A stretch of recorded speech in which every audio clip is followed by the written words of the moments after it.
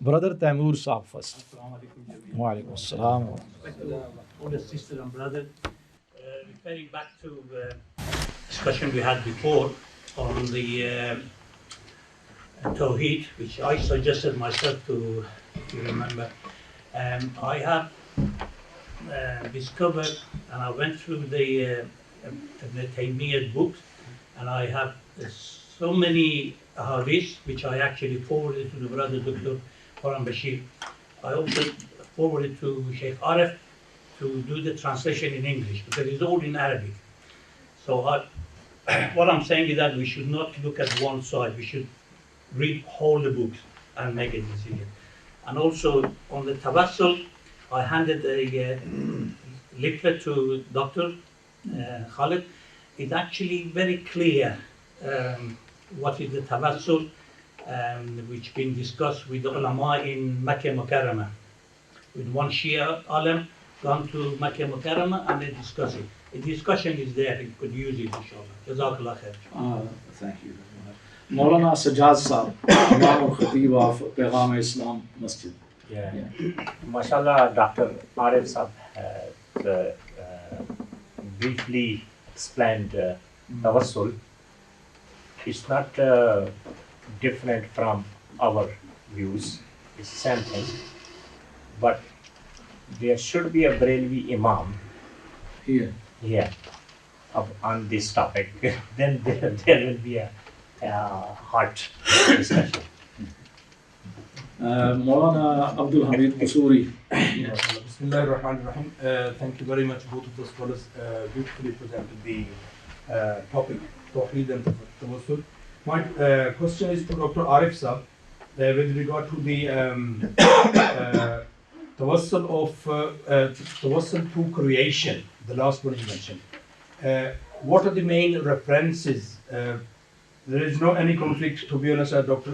Maulana has said. But the last one, to his creation, any references from the hadith, particularly from the life of Rasulullah sallallahu alaihi wasallam or from his saying? So there are references in terms of the supplications that the Shia culture has, in which he says, in which one of the Imams, I think, I have to see what the Prophet has said, says, I ask you through your beautiful creation, through the Samawat al-Sam'i wa Ardin al-Saba, and I ask you through the Malaikatul Muqarrabeen wa Anbiya'ika wal Mursaleen. So they are giving tawassul to Allah subhanahu wa ta'ala through the heavens and the earth, through the Malaika, through the Anbiya. So those are the references for the prophetic narrations. Yeah. We'll have to find it. Okay. May I comment on what our brother Maulana Sajjad Saab has said? According to Abu Hanifa rahmatullah alayh, to say that Bihaqqi Anbiya is not allowed, it's haram. And you can check it. Imam Saab has clearly said that. Mufti Saab, would you like to add something?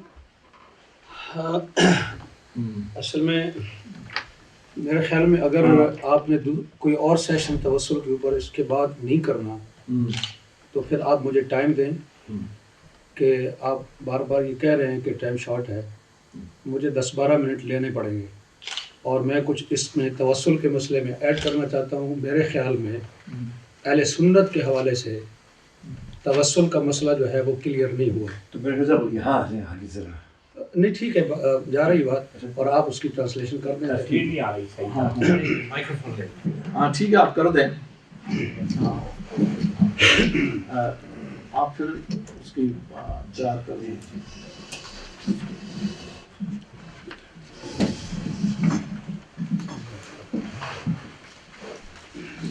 اصل میں دونوں two topics were interlinked. I was asked Tawheed and subsequently Tawassul. So we tried to have a merged both together. Anyway, Bismillah. بسم اللہ الرحمن الرحیم. توسل کے لغوی اور اصطلاحی معنی کی طرف میں نہیں جاؤں گا، اب سب اہل علم ہیں، اب جانتے ہیں. اہل سنت میں توسل کے حوالے سے دو نظریے ہیں.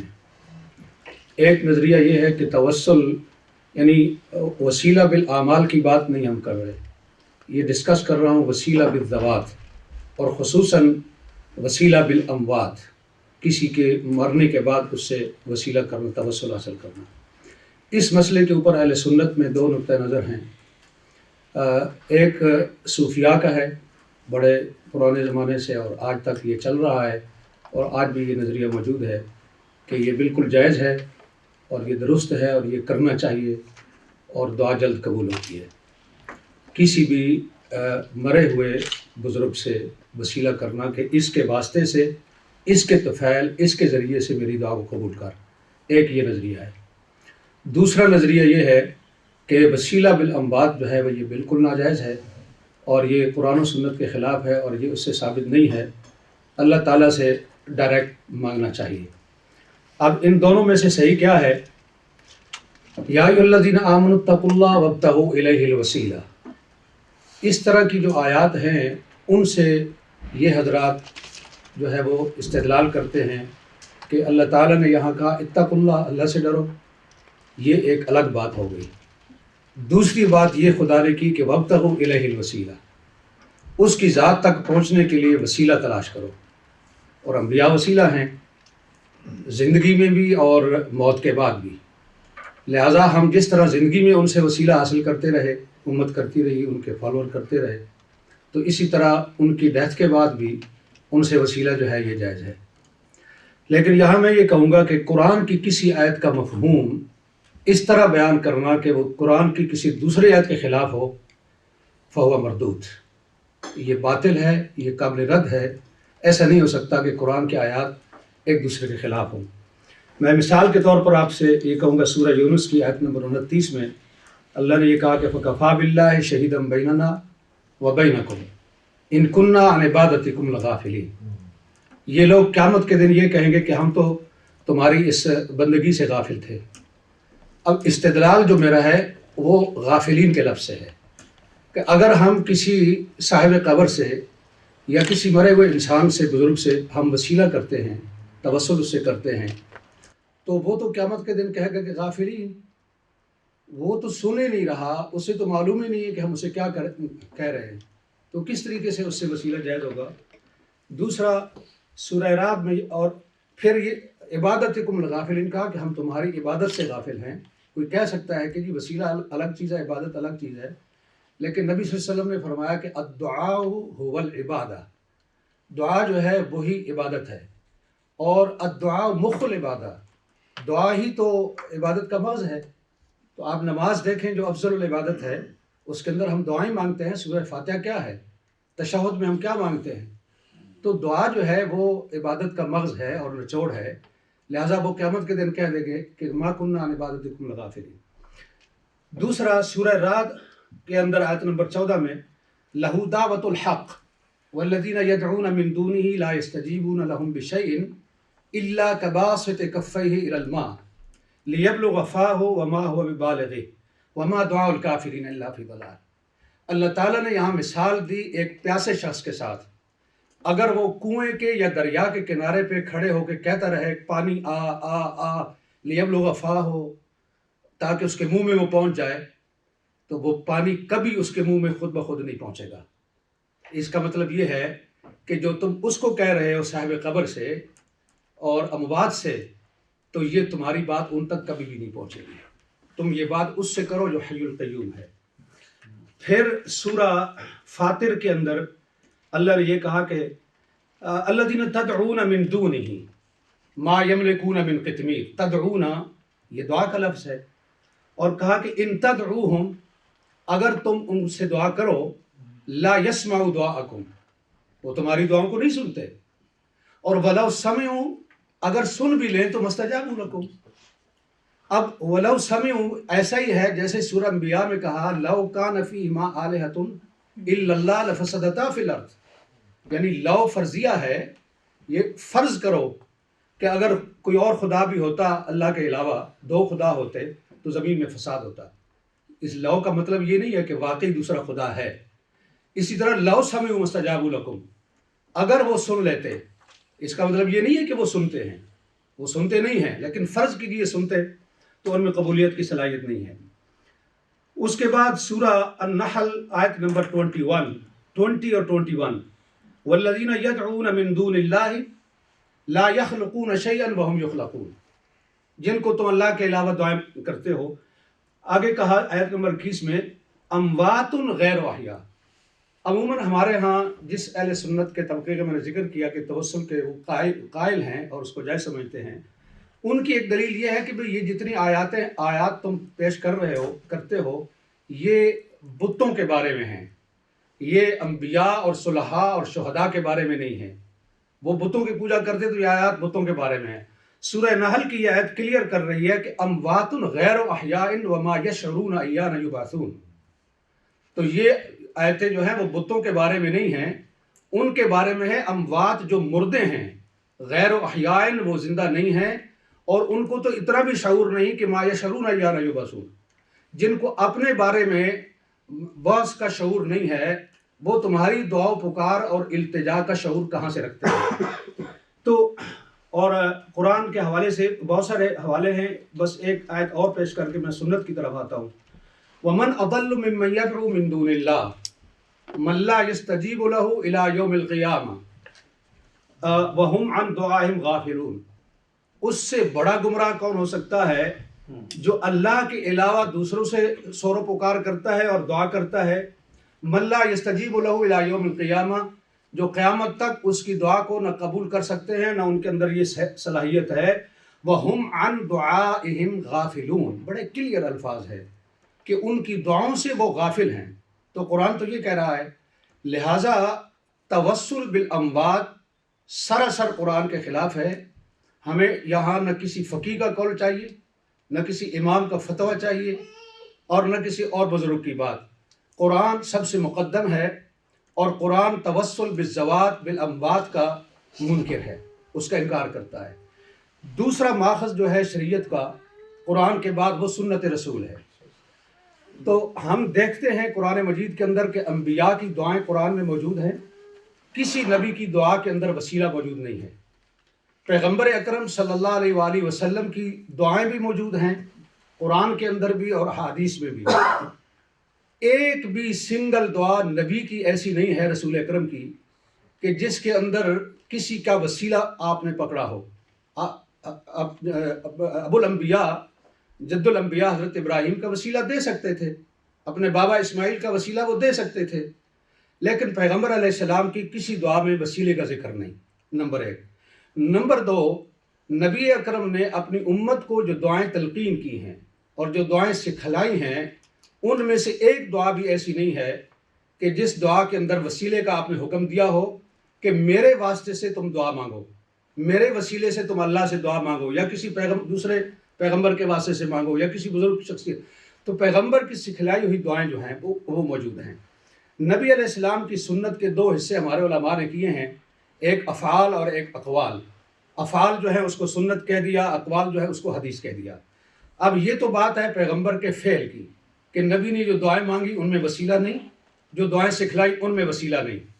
جہاں تک اقوال پیغمبر کی بات ہے تو صرف ایک حدیث ہمیں ایسی ملتی ہے جس کو قائلین توسل جس کو دلیل بناتے ہیں، اور وہ ہے ضریر البصر والی روایت جو عثمان بن حنیف سے نسائی نے اور اس میں امام احمد نے مسند میں اس کو روایت کیا ہے.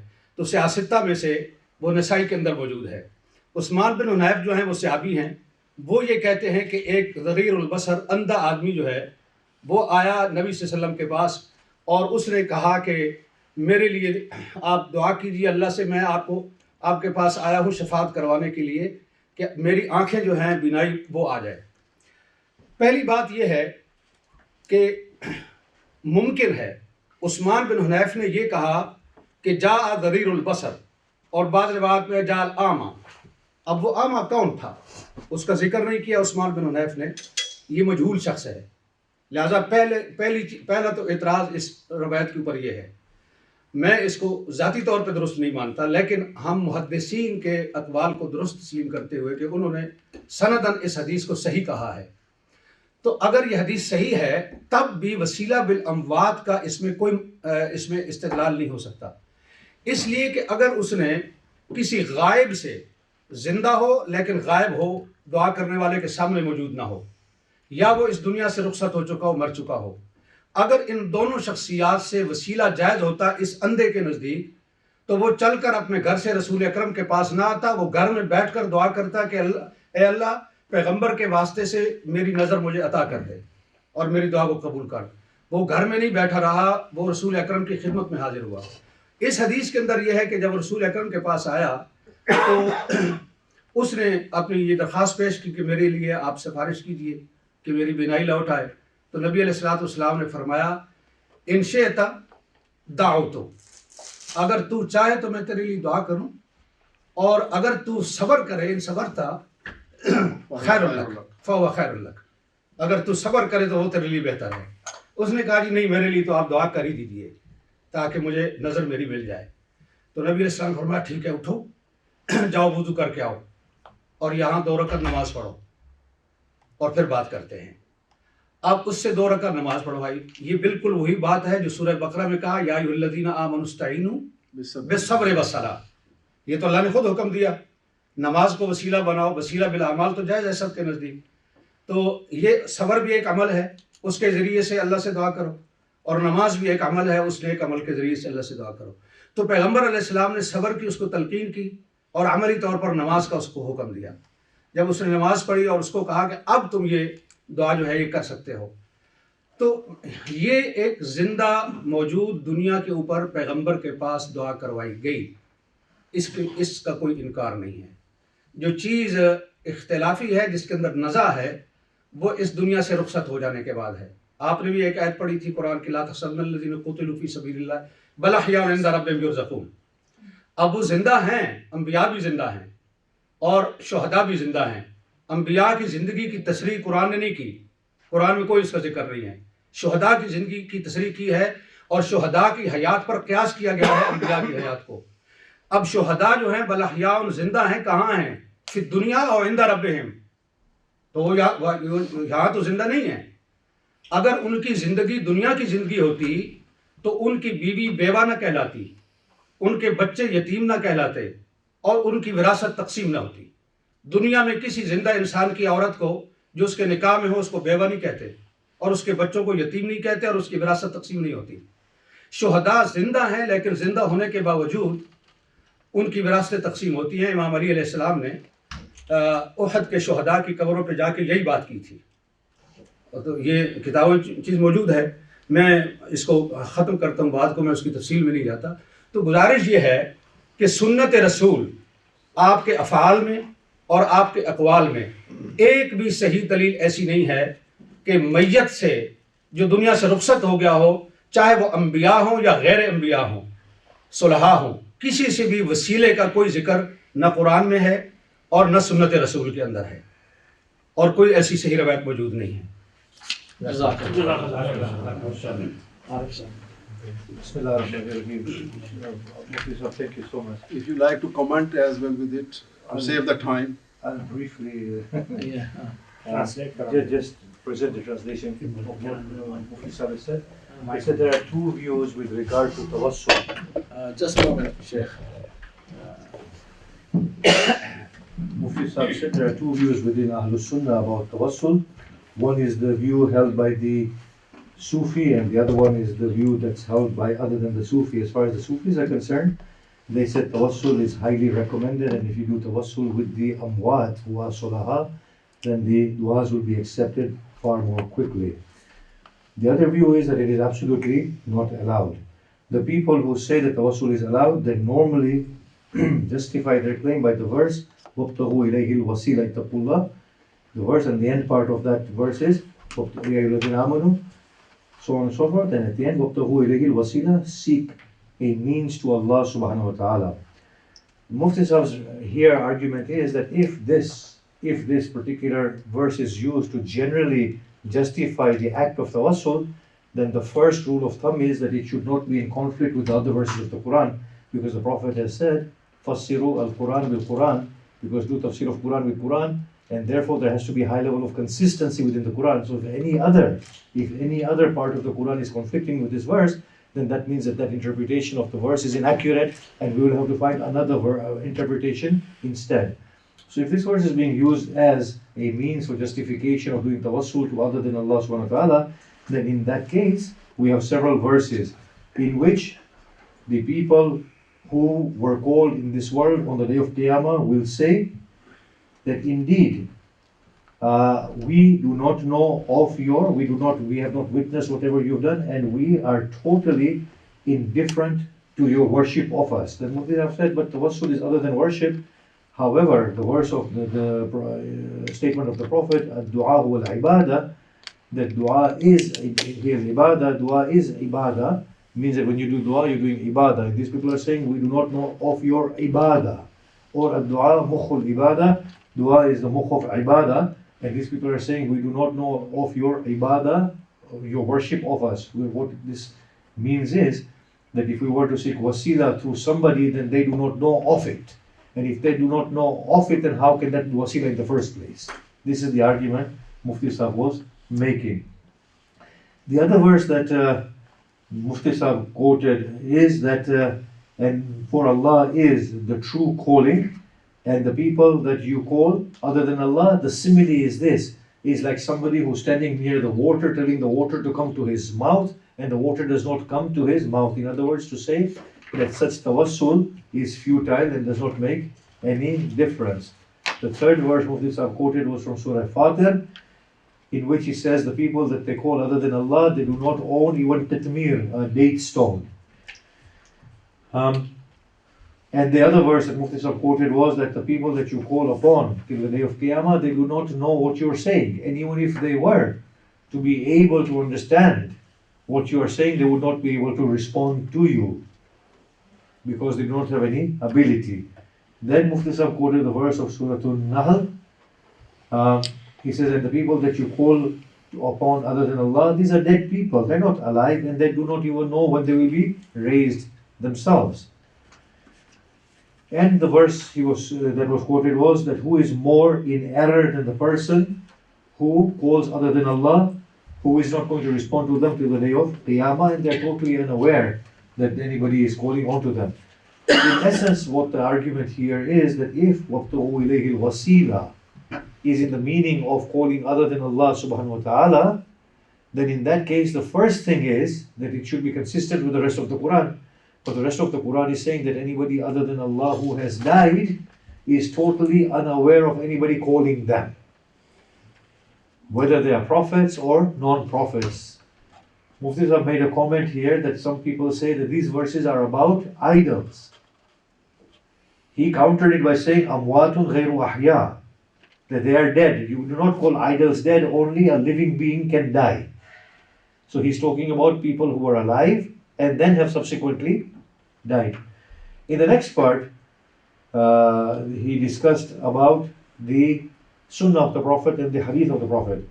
He said, we do not find anywhere within the actions of the Prophet in which he has given any tacit approval to anybody who has done tawassul with other than Allah subhanahu wa ta'ala or the Asma of Allah, and he has said it is fine. So we do not find any affirmative justification for that. As far as the Hadith of the Prophet is concerned, again he said he does not give the wasila of his grandfather, Hazrat Ibrahim. I think here he covers 2 points. The first one is wasila indirectly and wasila directly. He's saying to ask Allah through anybody is also not allowed within the Sunni school of thought, and to ask other than Allah directly is also not allowed. So Mufti Sahib, here I would like to ask you one little question. Oh, by the way, I'll finish what you're saying. That Mufti Sahib is saying the verse that that تَحْسَبَنَّ الَّذِينَ قُتِلُوا فِي سَبِيلِ اللَّهِ أَمْوَاتٍ. He said Allah is talking about the shuhada, not the anbiya. And two, if the shuhada are alive, then they are alive with Allah. In this world, they are considered amwat because their wives can be married again. Their children are known as aitam, and their inheritance is distributed. So in this world, for the practical reasons of this world, they are amwat. And therefore, if they are alive with Allah. We don't know where they are, and in addition, we do not have any affirmative evidence to say we can call from them. I'll ask Mufti Sahib one question. Mufti Sahib, आया जायज़ है कि हम कुरान के ज़रिए से तवस्सुल करें, खुदा से कहें बिहक़्क़ि हाज़िल कुरान, ये जायज़ है नहीं? जायज़ है। तो अगर ये जायज़ है तो क्यों नहीं कह सकते बिहक़्क़ि नबीयक?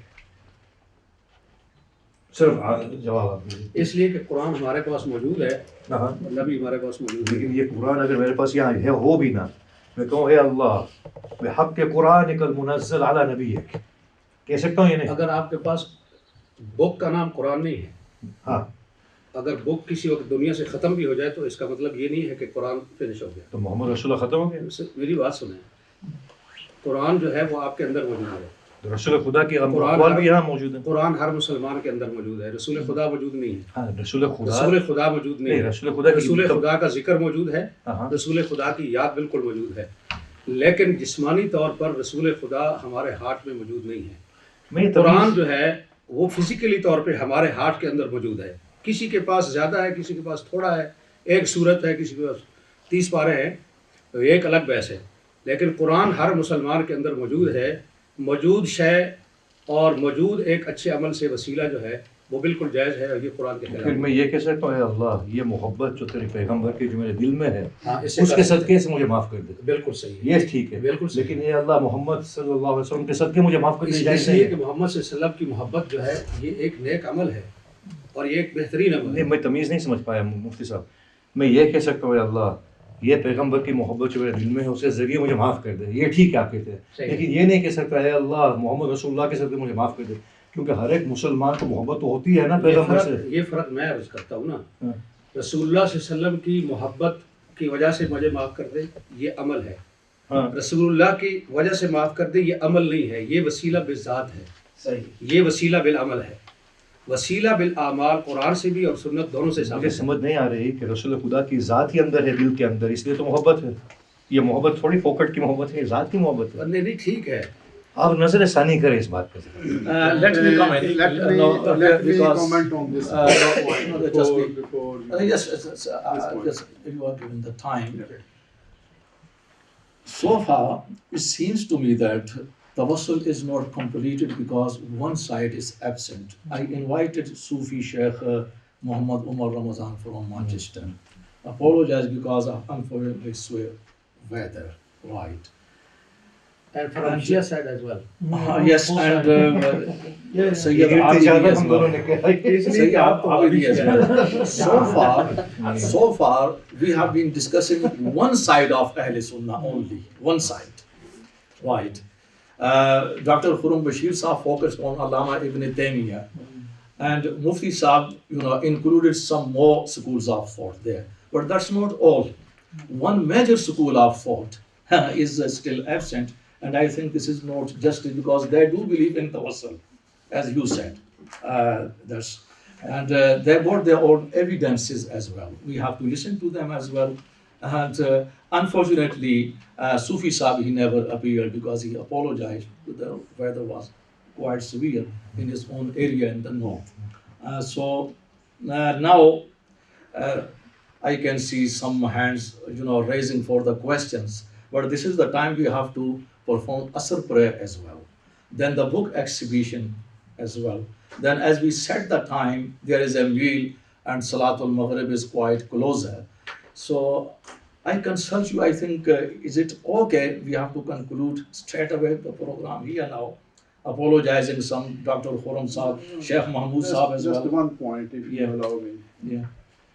I just, to very concise, I just read out a few sentences about the discussion which went on in Urdu between Mufti Saab Muhtaram and Dr. Arif Saab Muhtaram.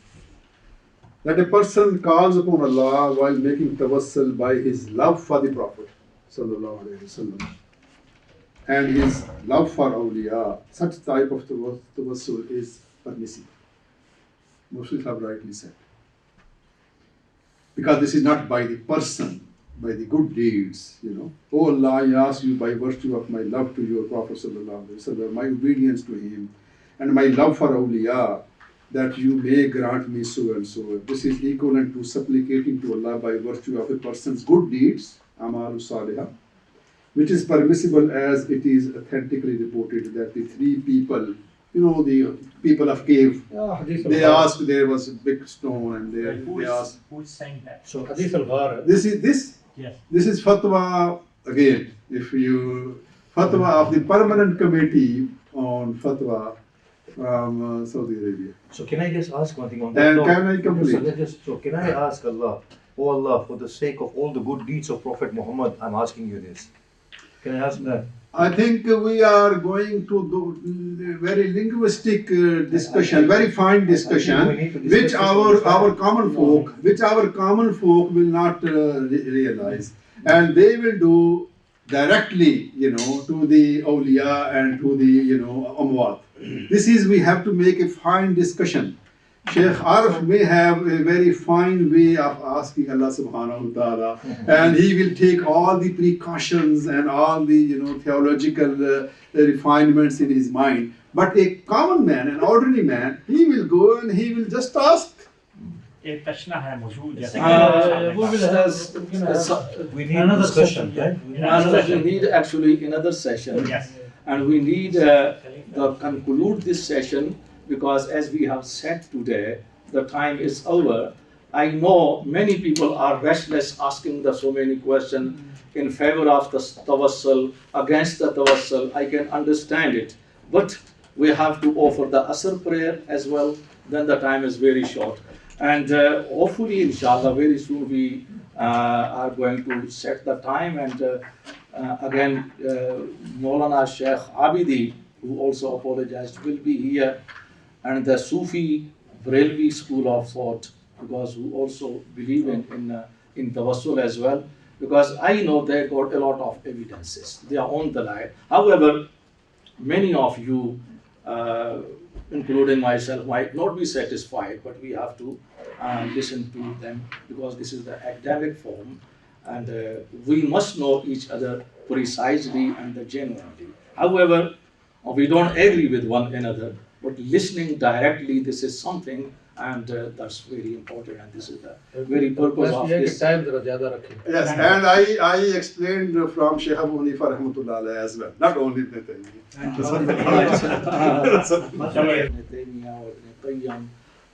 Sheikh Abu Hanifa, Sheikh Malik, or the other side, Allama Hilli, Sheikh Allama Baqir. They said something, this is the kufr, this is something like that. We have to reinterpret that. Because the Barelvi school of thought, not here unfortunately, their imams, Ahmad Raza Khan, who used the word kufr against certain ulama, especially ulama Deoband, their akabirin, the ancestors. And today, in the modern time, the ulama, the scholar of Barelvi school of thought, they're trying to reinterpret. They're not, standing exactly by that fatwa. I think the case is the same, and that would be, inshallah, later on the topic of our seminar here as well. The words, because we have to understand each other. Because personally, when I say, suppose myself, unfortunately, I'm not highly recognized, but I can say not less than anyone else. Putting aside wazadari or kasre nafsi, sometimes kasre nafsi, I can claim. But I haven't got any followers here. This is not the case. In the sight of Allah, you enjoyed a lot of followers, not me. That's not the case. Suppose if I say such and such person or this group, they are kafara, the people, they have to criticize me, they got denied, because I'm not the prophet. So this is the time we have to reconsider, redefine, readdress all such words.